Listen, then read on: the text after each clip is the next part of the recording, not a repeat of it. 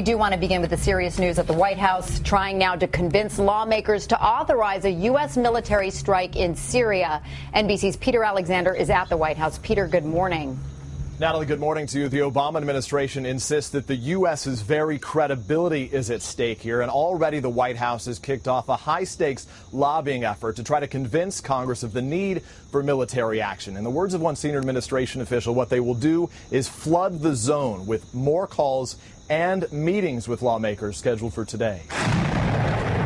While Syria's civil war rages uninterrupted this morning, Washington is debating its next move. The president's call for military action faces an uphill battle with skeptical lawmakers, many back early from summer recess for a rare classified briefing Sunday, afterward showing little consensus. I think members of Congress were divided. Accountability has to be certain, swift, and severe. Certainly the mood at the district that I represent is do not do this. Still, the White House insists it will step up the pressure. Secretary of State John Kerry presenting new evidence that sarin gas was used in last month's deadly attacks. Bashar al-Assad now joins a list of Adolf Hitler and Saddam Hussein who've used these weapons in time of war. But what happens next remains unclear. I will say that if Congress overrules a decision of the President of the United States on an issue of national security, that could set a catastrophic precedent in the future. The president's decision to seek congressional support marked a dramatic last-minute shift after more than a week of deliberations. From the start, President Obama and his national security team seemed convinced the U.S. must act.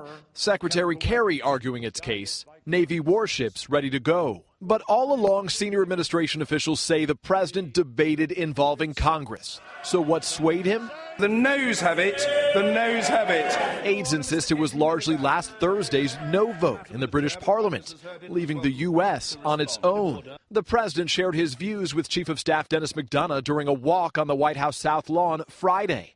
Then, that night, delivered the message in a 2-hour Oval Office meeting where stunned advisors expressed their disagreement.